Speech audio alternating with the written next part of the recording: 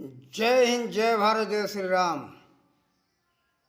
आज भीमराव अंबेडकर के ये मनुस्मृति जलाने के विषय में तीसरा वीडियो है हमारा।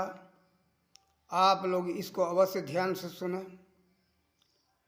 मनुस्मृति जलाने का दो कारण भीमराव अंबेडकर ने बताया है कि नारी का अपमान, नारी का शिक्षा में कोई अधिकार नहीं, शूद्रों का शिक्षा में कोई अधिकार नहीं और शूद्रों का अपमान बताया गया है, ऐसा उनका आरोप है भीमराव अंबेडकर का।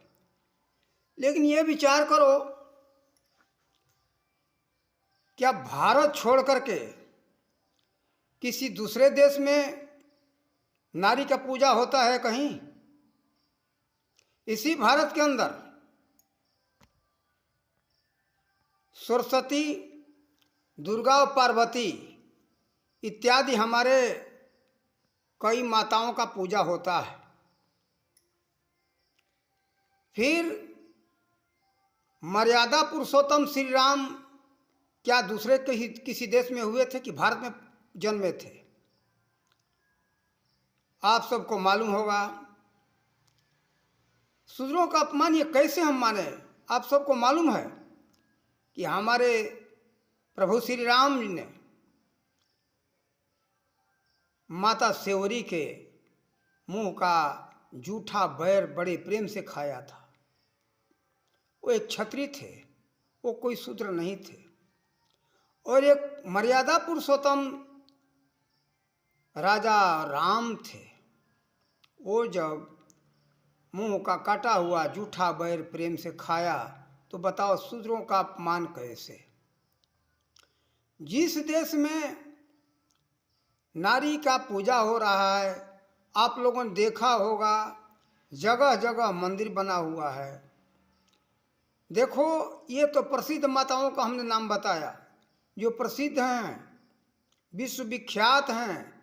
दुर्गा का, काली का, सरस्वती का और पार्वती का। आप जाओ, यहाँ मंगल धाम है, करणी माता का स्थान है राजस्थान में। नहीं, बहुत से माताओं का जाओ, गुजरात में तो कई माताओं का ऐसे नाम से पूजा हो रहा है। तो बताओ स्त्रियों का कैसे नहीं सम्मान था, कैसे नहीं शिक्षा में अधिकार था। एक दूसरा वीडियो में इससे पहले हमने बनाया, उसमें हमने कई विद्वानों माताओं का हमने नाम बताया है, जिसमें गर्गी, मैत्री और 4 माताएं और हैं जो कि इस समय नाम मुझे याद नहीं है। तो बताओ, जिस देश में शिक्षा नहीं होगा उस देश में नारी कैसे विद्वान होगी? ये सभी माताएं भारत में हुई हैं, भारत में पूजी जा रही हैं, भारत में बड़े बड़े विद्वान हुई। जब शिक्षा में अधिकार नहीं था, ये बार बार लोग कहते हैं कि इंग्लैंड का जो लॉर्ड मैकाले आया, ये मूर्खों का समाज अपने इतिहास को नहीं देखता और विदेशियों के इतिहास को नहीं देखता। देखो, इंग्लैंड में आज से कुछ वर्ष पूर्व वहाँ स्त्रियों को वोट देने का अधिकार नहीं था, वहाँ बैंक में खाता खोलने का अधिकार नहीं था, कोर्ट में गवाही देने का अधिकार नहीं था। वहाँ महिला इसके लिए कोर्ट में लड़ी है तो जाकर के उनको अधिकार मिला है। वो भी अभी भी पता चलता है कि 3 स्त्री मिलकर के गवाही देगी तो उसको माना जाएगा, न था 1 स्त्री गवाही देगी तो नहीं माना जाएगा। भारत में तो ऐसा कभी नहीं था और कभी नहीं रहा है। फिर वहाँ जो है बैंक में खाता नहीं होता था, गवाही देने की बात वही है, खाता में नहीं, पढ़ने का अधिकार नहीं, स्त्रियों का इतना अपमान होता था। तो देखो, जो वो लोग करते थे वही ला करके भारत में स्त्रियों पर किए होंगे, उनके इतिहास में होगा, लेकिन हमारे भारत के इतिहास में ऐसा प्राचीन इतिहास में नहीं है। और उसी के समर्थक, अंग्रेजों के समर्थक ये कहते कि स्त्रियों को पढ़ने का अधिकार, शूद्रों को पढ़ने का अधिकार लॉर्ड मैकाले ने दिया। ये सरासर गलत है। लॉर्ड मैकाले क्या आप सबको, भारतीयों को आगे बढ़ाया है? क्यों सोच रहे हो? कहाँ खोपड़ी गई है? आया तो उसी ने बेरोजगारी पैदा किया, उसी ने द्वेष भाव फैलाया, उसी ने अनैतिकता फैलाया। वो जानता था, फूट डालने की नीति थी, अनैतिकता लाने की उसका भूमिका था, अनैतिकता लाया। इस तरह से देखो, उसका उदाहरण है, यहाँ जो शिक्षा होता था, हमारा शिक्षा पद्धति जो है अध्यात्म से परिपूर्ण था। लॉर्ड मैकाले की शिक्षा नीति के पहले भारत में 3 प्रकार का शिक्षा दिया जाता था, भौतिक, अधिभौतिक और आध्यात्मिक। लेकिन वो आया तो 2 को समाप्त कर दिया, अधिभौतिक और आध्यात्मिक को, केवल भौतिक शिक्षा रखा था। वही आज भी चल रहा है। देश आजाद हुआ, लेकिन उस शिक्षा नीति को हटा देना था, लेकिन नहीं हटाया। ये अंग्रेजों का दलाल नेहरू को ही हम कहेंगे शिक्षा मंत्री, जो भी रहे हों। लेकिन 1947 से 1977 तक लगातार 30 वर्षों तक ये मुस्लिम ही रहे हैं शिक्षा मंत्री। उस समय में एक और बात हुआ है, हमारे वीर शहीदों को आतंकवादी पढ़ाया गया। किसकी साजिश थी? हम किसको कहेंगे? इसमें तो हम कांग्रेस को ही कहेंगे, नेहरू को ही कहेंगे। किसको नहीं, कौन से मंत्री को नहीं मालूम था कि वीर शहीदों को आतंकवादी पढ़ाया जा रहा है? सरदार भगत सिंह हो और चंद्रशेखर आजाद हो, नेताजी सुभाष चंद्र बोस, कोई भी हो, सभी कोई सब आतंकवादी थे। और सम्मान किसको मिला? केवल गांधी को मिला। गांधी को सम्मान मिला कि गांधी ने तो बिना ढाल और तलवार का आज़ादी ले लिया, भारत ले लिया, अंग्रेजों से छीन लिया। अरे भाई, आज तक कि कोई हाथ जोड़ने से कोई सत्ता नहीं दिया है, कोई डकैत से कोई छीन नहीं पाया है, कोई लुटेरा से छीन नहीं पाया है। लुटेरे थे ऐसे। भारत के लोग आज़ादी उनको नहीं दे दिए थे कि तुम लो हमारे ऊपर सत्ता जमाओ, वो छीन करके लिए थे। मुगल आए तो वही किए, मुगल आए तो यहाँ लड़े, मारे, पीटे, सजा किए। लेकिन हमारे भारतीयों में एक बात की कमी है। कमी किस बात की है? तो भाई चलो, जो करेंगे भगवान करेंगे, हम तो देखते रहेंगे, भगवान हमारी रक्षा करेंगे। अरे तुम क्या करोगे भाई? अरे स्वयं श्री राम को लड़ना पड़ा, कृष्ण को लड़ना पड़ा, परशुराम को लड़ना पड़ा, शंकर को लड़ना पड़ा, हनुमान को लड़ना पड़ा। तो तुम किस खेत का बथुआ हो? कौन खेत के मूली हो भाई? तुम नहीं लड़ोगे। लड़ने से ही सब कुछ मिल सकता है। पहले समझाओ, न दे तो लड़ो। श्री राम भी गए सीता जी के लिए, तो रावण को समझाया, न मानने पर लड़ना पड़ा, उसे छीनना पड़ा। देखो, कृष्ण पहले दुर्योधन को समझाते रहे, फिर नहीं माना तो अर्जुन को कहे कि अब लड़, उठा ले धनुष बाण, नहीं तो तेरा क्षत्रिय धर्म जा रहा है, नष्ट हो रहा है, तेरे क्षत्रियों में कलंक लग रहा है। तो देखो, हनुमान भी गए तो लंका में कई दैत्यों को समझाए, नहीं समझाने पर उन्होंने प्रहार किया है। लंकिनी को वही किया, गदा से मारे तो कही कि समझ गई, समझ गई, समझ गई कि आप हनुमान हो। तो देखो, बिना मारे हुए, बिना छीने हुए आज़ादी कभी भी नहीं मिल सकती। हाथ मत जोड़ो। ये कब से प्रारंभ हुआ? सम्राट अशोक के तलवार रख देने के बाद। लेकिन वो लोग, हम इस बार इस बात को समझाए, सत्य अहिंसा को समझे नहीं। अहिंसा क्या है, हिंसा क्या है? सामने से लड़े, आमने सामने लड़ाई हो रही हो, हिंसा नहीं है। हिंसा वो है, भागते हुए को रण छोड़ करके भाग रहा, उसको मारो। जो लड़ना नहीं चाहता है उसको मारो। जिसके पास में हथियार नहीं है उसको मारो, या सोते हुए को मारो, वो है हिंसा। आमने सामने लड़ने को तैयार है तो कहता कि हम लड़ेंगे, उसमें हिंसा नहीं है। लड़ो, नहीं तो तुम कायर हो, नालायकों। हिंदू अभी से जागो, तुम्हारी नालायकी तो कायरता का लाभ। यह मोहम्मद गजनी अपने पुस्तक में लिखा है कि हमारे सैनिक बिल्कुल कम थे और भारतीय तो लाखों थे, लेकिन वो कुछ नहीं किए, हाथ जोड़ करके भगवान के भरोसे खड़े रहे कि हे भगवान हमारा रक्षा करो। तो तुम कायरो, नालायकों। अरे वीरों के नाम में कलंक लगा रहे हो। श्री राम के संतान हो, श्री कृष्ण के संतान हो, परशुराम के संतान हो, तुम सब जागो, कायरता मत करो कभी। ये कायरता अपना छोड़ो सदा लड़ने के लिए तैयार रहो, तभी जो है कि ये जो है शांति मिलेगी। हाँ, तो देखो सब वीरों के संतान हो।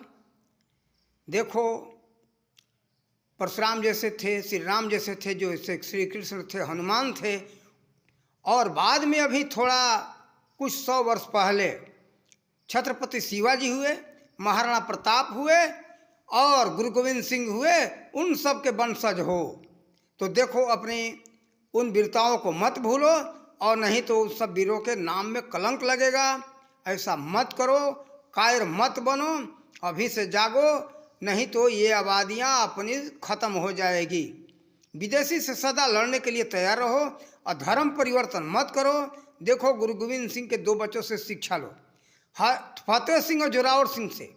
फतेह सिंह का उम्र था 7 वर्ष और जोरावर सिंह का उम्र था 9 वर्ष, लेकिन वो लोग इस्लाम को स्वीकार नहीं किए। अब देखो इस्लाम शुद्ध हो तब तो, लेकिन ये शुद्ध इस्लाम नहीं है। शुद्ध होता तो कोई बात नहीं, इस्लाम में कोई धर्म तो एक ही होता है। इस्लाम का मतलब क्या है? मैं उस ईश्वर को नमस्कार करता हूँ। इस्लाम कोई धर्म नहीं है, धर्म नाम ये लोग रख दिए। हिंदू कोई धर्म नहीं होता, सिख कोई धर्म नहीं होता। धर्म तो एक है, नाम है परमात्मा का, जिसने सबको धारण किया है। मैं अपने लेख में भी बताया हूँ, कई वीडियो में बताया हूँ। इस्लाम का मतलब हो उस ईश्वर को मैं नमस्कार कर रहा हूँ, ईस प्लस सलाम, ये है इस्लाम। वो अब उसके नाम पर ये तो देखो गाय आज क्या है, जो गाय खा जाए वो है इस्लाम को मानने वाला। क्या यही इस्लाम है? ये इस्लाम नहीं है। तो देखो अगर राक्षस बनना है तो तुम जाओ ईसाई बन जाओ। राक्षस आज के ईसाई क्या करते हैं? उनके तो सब कुछ चलता है, सांप बिच्छी कुत्ता बिल्ली सुअर सब कुछ, मुर्गा बकरा गधा घोड़ा सब मार के खा जाएंगे। वो कहते कि मैं ईसाई हूँ। यीशु मसीह के सिद्धांत के खिलाफ है, विरोध है ये। वो कहते हैं कि हम सब परमपिता परमात्मा के संतान हैं, सत्य और अहिंसा के मार्ग पर चलें। किसी को विश्वास नहीं है तो उठा करके बाइबिल के अंदर ये पढ़ लो। यीशु मसीह ने क्या, खुद मैं पढ़ा हूँ, सुना नहीं, पढ़ा हूँ, बाइबिल पढ़ा हुई बात, अपने आंखों से देखी हुई पढ़ी हुई बात बता रहा हूँ। तो देखो ये थोड़े थोड़े लालच में उसमें ये चले जाएंगे तो ये सुविधा मिल जाएगा। अरे सुविधा लोगे तो मरोगे और नहीं लोगे तो मरोगे। गुरु गोविंद सिंह के बच्चे 2 क्या कहे थे वो, फतेह सिंह जोरावर सिंह, कि तेरा इस्लाम स्वीकार कर लेंगे तो भी मर जाएंगे और नहीं स्वीकार करेंगे तो भी मरेंगे। हमें अपने पूर्वजों का मान सम्मान का आदर्श का ध्यान रखना है। मर जाए ठीक है, लेकिन तेरा इस्लाम स्वीकार नहीं। हमें आदर्श प्रिय है, अपने पूर्वजों का आदर्श को देखना चाहिए। अगर राम के कृष्ण के वंशज हो, परशुराम के वंशज हो, हनुमान के वंशज हो, तो ये बात ध्यान रखो। और देखो ये मूल बात था मनुस्मृति के जलाने के ऊपर, तो ध्यान रखना। इसी देश में सभी माताओं का पूजा होता है। और सेवरी, माता सेवरी के हाथ का जूठा बैर भगवान श्री राम ने खाया था। मान सम्मान कितना दिया, हाथ का छुए और दूर छोड़ो, जूठा बैर खाया था भगवान श्री राम ने। एक मर्यादा पुरुषोत्तम क्षत्रिय वंशज के होते हुए उन्होंने खाया था। तो देखो भारत में ही माता सेवरी थी, भगवान श्री राम भारत में ही थे, कहीं विदेशों में नहीं थे। कोई विदेश वाला नहीं कह सकता कि हमारे देश के थे और सेवरी का जूठा बैर खाए थे। हमारे भारत में ऐसा नहीं हुआ, वो भारत में ही हुआ था। यही सभी माताओं का पूजन होता है, किसी देश में नहीं होता है। मान सम्मान इसी देश में मिलता है। ये कलंकित करके केवल मनुस्मृति को जलाया गया है। मनुस्मृति में से हाँ ये है कि मर्यादा से रहने के लिए दिया गया कि मर्यादा से रहो। क्यों? कि तुम कीमती हो।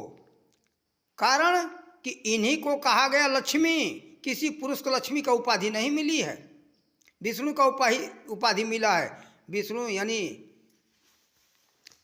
चक्र सुदर्शन धारी, लड़ने वाला रण में। और लक्ष्मी के कहा गया है, स्त्री को लक्ष्मी को कहीं रोड पर नहीं फेंक देते हो कूड़े के तरह, पत्थर के तरह, कंकड़ के तरह। जो चलो कंकड़ के तरह रोड बनाने वाला पत्थर पड़ा है रोड के किनारे, उसको कोई पूछता नहीं। क्या अपना घर में हीरा मोती सोना जवाहरात कुछ रखा होगा तो रोड पर रखोगे? कभी नहीं रखोगे। तो इन्हीं को लक्ष्मी कहा गया, इसीलिए कहा गया सुरक्षा में रहो, मर्यादा से रहो।